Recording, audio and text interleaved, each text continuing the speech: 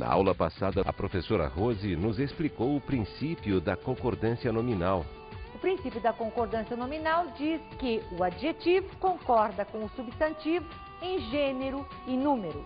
Vimos o que pode acontecer a um adjetivo anteposto a dois ou mais substantivos. Quando o adjetivo estiver posicionado antes dos substantivos, geralmente ele vai concordar com o mais próximo. Vimos o que pode acontecer a um adjetivo posposto a dois ou mais substantivos.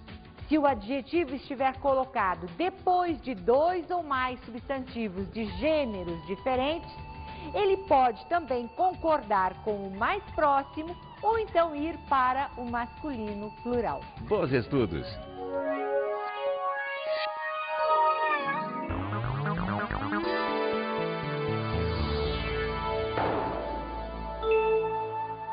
Olá! O tema da aula de hoje já rendeu assunto para que o cronista brasileiro Fernando Sabino o abordasse numa crônica de uma forma bastante curiosa. Conta o narrador que num momento ou num auditório com uma plateia bastante selecionada, o orador se levanta e começa a fazer o seu discurso. Olhando para todos numa posição bastante formal, a crônica avança dizendo que ele começa o discurso cumprimentando os presentes. Senhoras, senhores, autoridades presentes, primeiramente eu quero afirmar que eu não sou daqueles que... E o orador empaca. Nesse momento ele olha para o auditório, para a plateia e começa a fazer um raciocínio mental porque ele se vê numa armadilha da língua. Ele quer colocar o verbo no singular ou no plural, mas naquele momento não lhe ocorre saber o que deve fazer. Então ele começa um raciocínio mental pensando, não sou daqueles que promete ou prometem, e volta nesse raciocínio a olhar a plateia e recomeça o discurso. Bem, senhoras e senhores, gostaria de dizer a todos, neste momento solene, observem que ele vai enrolando a plateia para encontrar uma saída para essa armadilha. Então, é preciso que os senhores compreendam, ou que os senhores entendam que eu não sou daqueles que... E ao colocar o verbo, no momento de colocar o verbo, promete, prometem, ele começa a patinar novamente na linguagem. Promete, vai no singular, vai no plural e retoma o discurso e, bem, senhoras e senhores, eu preciso dizer a todos, com toda a pureza do meu coração, que eu não sou daqueles que... E aí começa novamente o raciocínio mental. Nesse momento, a plateia, já angustiada, um participante começa a olhar para o outro e perceber que alguma coisa estranha está acontecendo com o orador e, ao mesmo tempo, o orador, ao olhar para as pessoas mais próximas, olha-as como se estivesse pedindo socorro. O que devo fazer? Coloco o verbo no singular, coloco o verbo no plural. E, de repente, o orador retoma novamente o discurso de seu início e diz solenemente: senhoras e senhores, é preciso que vocês compreendam que eu não sou daqueles. E termina por aí, aplaudido efusivamente. A crônica de Fernando Sabino é apenas um pretexto para mostrar que nós estamos sujeitos a estas armadilhas da linguagem. O tema da aula de hoje vai tratar sobre uma delas. Nós vamos falar hoje a respeito da concordância verbal. Para mostrar que a dúvida do orador não era somente dele, nós vamos fazer uma pesquisa na rua para ver como é que as pessoas usariam nesta situação o verbo no singular ou no plural. Vamos até lá. Duvidam. É a primeira opção. Eu não sou daqueles que duvidam de tudo. Daqueles que duvidam. Duvidam. Eu não sou daqueles que duvidam de tudo. Duvidam. Acho que duvidam, né? Acho que é a segunda. É plural, então acho que o verbo também, então duvidam, né? Eu não sou daqueles que duvidam de tudo. Eu não sou daqueles que duvidam de tudo. Português já é complicado por si próprio, né? Eu acho que eu não sou aqueles que duvidam de tudo. Duvidam de tudo. Eu não sou daqueles que duvidam de tudo. É a primeira que você falou. Que duvidam. Eu não sou daqueles que duvidam de tudo. Eu não sou daqueles que duvidam de tudo. Aqueles que duvidam. Acho que é a primeira. Eu sou daqueles que duvidam de tudo, né? É possível perceber que a concordância verbal pode constituir-se em dificuldade para muitos de todos nós. É bem verdade que nós estamos, ou que Fernando Sabino tratou na crônica, de um caso particular de concordância verbal. Porque a concordância verbal trata, de maneira geral, a respeito de quê?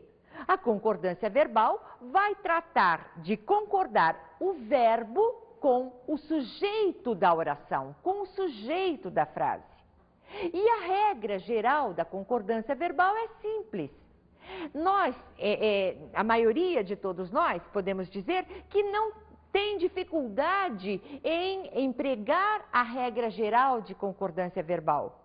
Ora, se o verbo deve concordar com o sujeito em número e pessoa, isso quer dizer que se o sujeito está no plural, o verbo deve ser colocado no plural. Se o sujeito está no singular, o verbo deve ir no singular. Isso, transformando ou colocando essa regra na prática, nós teríamos: os alunos entenderam a lição. Por que o verbo está no plural? Porque os alunos, sujeito da oração, está no plural. Então, a regra geral ou a aplicação da regra geral não constitui dificuldade para a maioria dos falantes. É claro que devemos dar à concordância verbal prioridade, uma vez que ela é uma das marcas da linguagem que nós tratamos ou que nós denominamos de linguagem culta. Então, empregar verbos concordando com o sujeito é obrigatoriedade, tanto na fala quanto na escrita. Mas nós não vamos nos deter na regra geral, porque a maioria dos falantes escolarizados aplicam. Nós vamos agora tratar dos casos particulares de concordância verbal, sobretudo quando a frase apresenta um sujeito simples. Vamos ver como é que isso acontece na prática. Primeiro, a regra. Casos particulares de concordância verbal. A concordância com o sujeito simples, ou seja, quando nós construirmos uma frase com sujeito simples, como é que pode ficar o verbo em determinados casos? Vamos lá. Primeira regra. Quando o sujeito é representado pelas expressões a maioria, a maior parte, grande parte, grande número. Nesse caso, o que é que pode acontecer com o verbo? Observem aqui nesse pequeno cartaz. Quando dizemos a maioria entendeu, vejam vocês, vamos achar o sujeito dessa frase aqui. Quem entendeu? A maioria. Observem, sujeito representado por esta expressão, a maioria. Neste caso, o verbo fica obrigatoriamente no singular, a menos que aconteça isso aqui.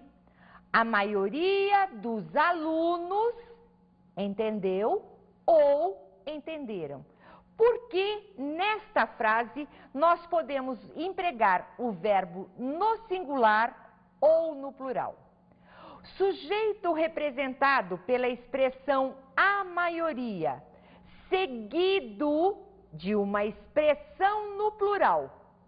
Neste caso, o verbo tanto pode ficar no singular, quanto pode ficar também no plural. A maioria dos alunos compreendeu a regra, ou a maioria dos alunos compreenderam a regra. Nós só não podemos empregar o verbo no plural se a expressão a maioria aparecer sozinha. Vamos ver mais uma regra que trata dos casos especiais de concordância verbal. Vamos ver o que ela diz. Sujeito representado por nomes próprios de lugar ou títulos de obras pede verbo no plural se os nomes, aqueles nomes próprios, vierem precedidos de artigo no plural. A outra regra diz o seguinte: sujeito representado por pronomes de tratamento exige verbo no singular. Isto, na prática, ou isto, na formação da frase, quer dizer o seguinte. Vamos lá. Os Estados Unidos vivem sob ameaças do terrorismo internacional. Voltando àquilo que vimos na regra.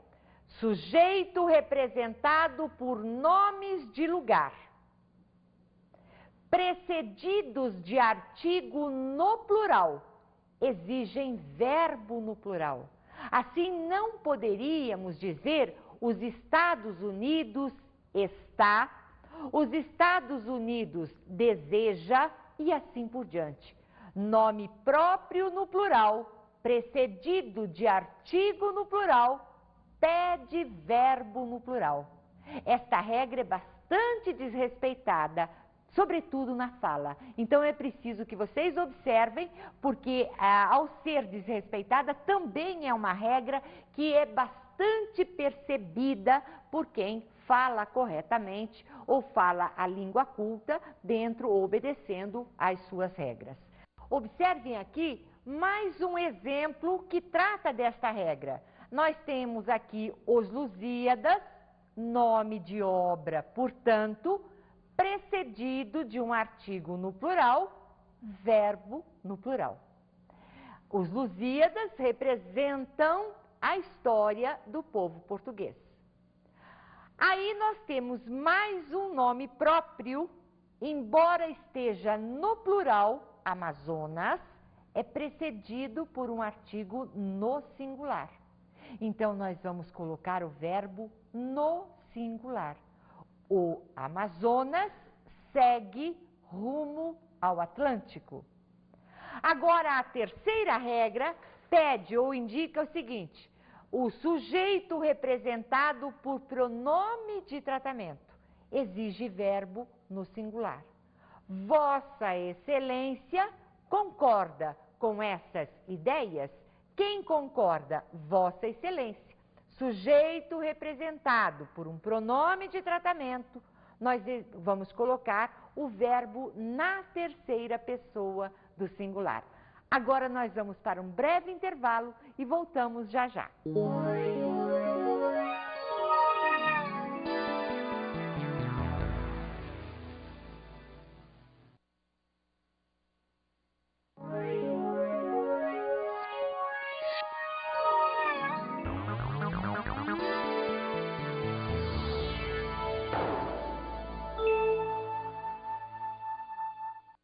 Vamos retomar as questões da concordância verbal com o sujeito simples, chamando uma tirinha para ilustrar mais uma regra desta questão.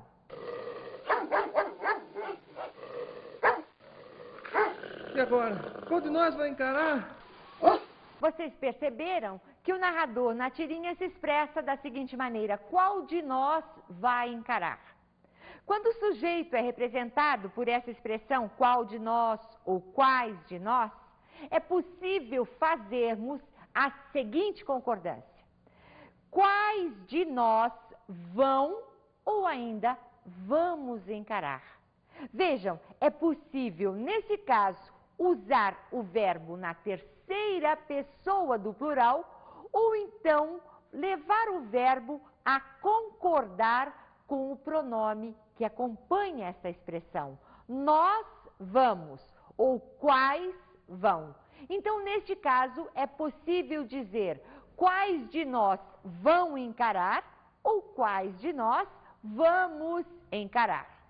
Uma outra regra sobre concordância verbal com sujeito simples diz o seguinte: sujeito representado por quem. Como é que nós podemos fazer a concordância neste caso? Vejam, o verbo fica na terceira pessoa do singular. Vamos ver um exemplo. Hoje sou eu quem paga. Eu pago, tu pagas, ele paga. Terceira pessoa do singular. Por quê? Porque o sujeito aqui é representado por quem. Então dizemos, hoje sou eu quem paga. Mas também poderíamos fazer uma outra concordância. Vejam, o verbo concorda com o pronome pessoal. Vamos voltar a um outro exemplo. Vejam lá. Hoje sou eu quem pagou. Olha, o verbo concordando com o pronome pessoal. Eu pagou. Então, nesse caso, sujeito representado pelo pronome quem pode ou permite duas concordâncias. Ou eu levo o verbo para a terceira pessoa do singular, hoje sou eu quem paga, ou deixo o verbo concordar com o pronome que estiver antecedendo o quem. Eu pago. Então, hoje sou eu quem pagou. Ainda vamos ver na concordância verbal com sujeito simples uma outra regra importante. Vamos lá. Sujeito representado pelas expressões cerca de, perto de, mais de, menos de, entre outras, exigem verbo no singular ou no plural. Vamos ver isso num exemplo. O verbo concorda com o numeral que acompanha essas expressões. Vamos ver isso numa frase. Cerca de 300 pessoas compareceram ao evento. Observar que o verbo está no plural. Por quê? Porque ele está concordando com o numeral que acompanha a expressão cerca de. 300 é um número que exige plural. Portanto, o verbo concorda com esse numeral. É possível construir da seguinte maneira. Mais de um aluno reclamou do barulho. Observem que agora o verbo está na terceira pessoa do singular. Por quê? Porque o numeral aqui pede verbo no singular. Por uma questão de lógica, é impossível dizer cerca de um aluno. Cerca de sempre pressupõe um número plural. Cerca de 5, cerca de 10, de 20, cerca de 1. É ilógico construir uma frase dessa maneira. Se isso acontecer, possivelmente será por equívoco de quem a construiu. Agora nós vamos para mais um caso de concordância verbal, mais uma regra. Vamos ver. Se a expressão mais de um associar-se à ideia de reciprocidade, o que é que pode acontecer com o verbo? Vamos ver isso numa frase. O verbo vai para o plural. O que quer dizer se a expressão mais de um pressupuser reciprocidade? Vejam bem, mais de um casal se beijavam no cinema. Por quê? Porque o verbo beijar pressupõe uma ação recíproca. Neste caso, o verbo vai para o plural. Vejam que é diferente dizer mais de um aluno reclamou, verbo no singular para concordar com o numeral um, e mais de um casal se beijavam. Por que o verbo no plural? Porque o verbo beijar pressupõe essa ação recíproca. Vamos então seguir as nossas regras de concordância verbal para ver outro caso que é o da concordância ideológica. O que é uma concordância ideológica?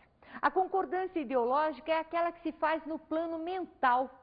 Nós podemos construir uma frase imaginando um processo mentalmente. Nós temos um exemplo bastante significativo dessa concordância ideológica que nós vamos mostrar a vocês através de uma frase dita por Mário de Andrade a respeito de sua avaliação sobre a Semana da Arte Moderna, em que ele diz assim: eu creio que os modernistas da Semana da Arte Moderna não devemos servir de exemplo a ninguém.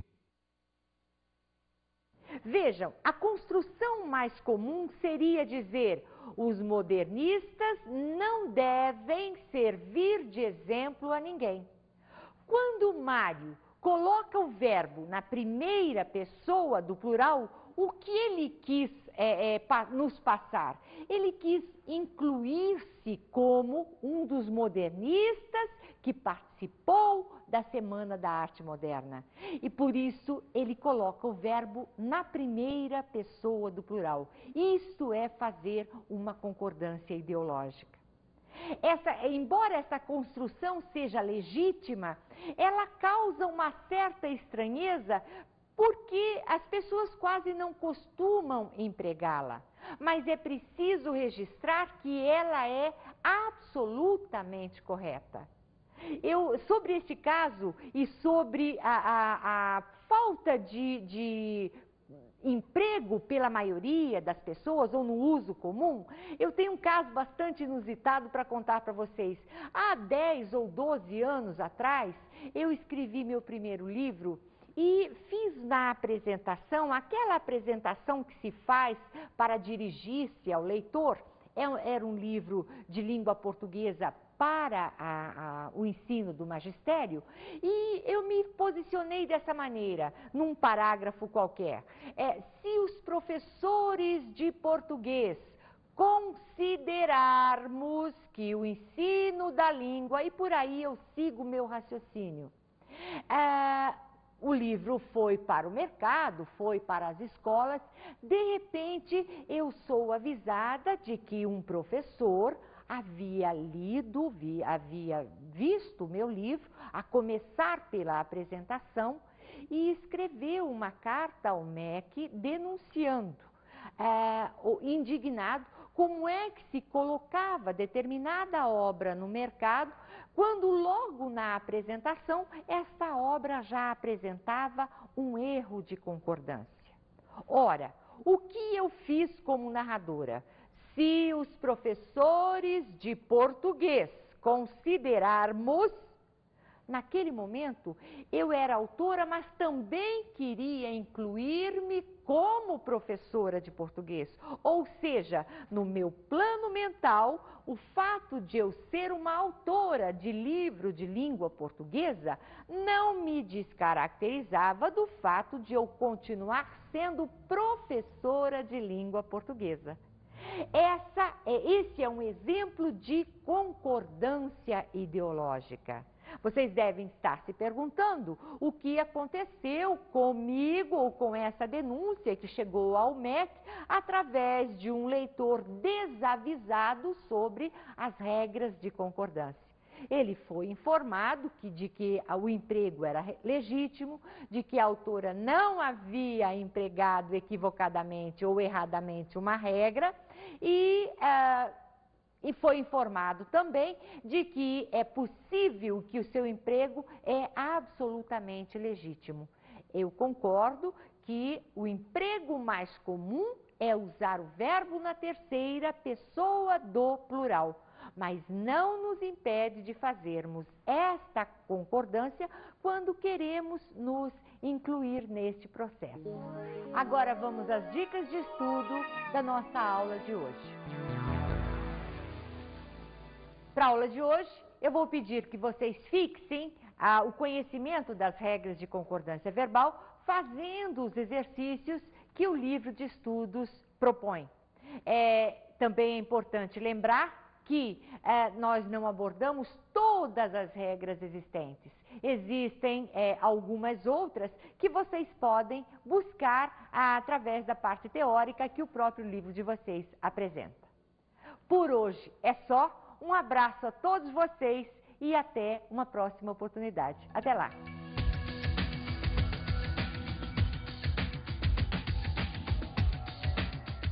A concordância verbal do sujeito simples foi o tema da aula de hoje.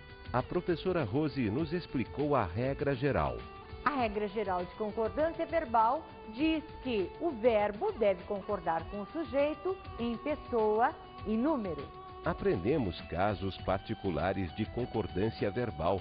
Algumas regras que norteiam os casos especiais de concordância verbal dizem respeito ao sujeito sendo expressado por expressões como a maioria, a maior parte, grande parte, que exigem verbo no singular. Se essas expressões estiverem acompanhadas de expressão no plural, o verbo pode ir também para o plural. Sabemos o que é a concordância ideológica. A concordância ideológica é aquela que se realiza no plano mental. Ou seja, nós construímos uma frase elaborando-a de forma que o sujeito possa incluir-se no processo dinamizado pelo verbo. Até a próxima aula.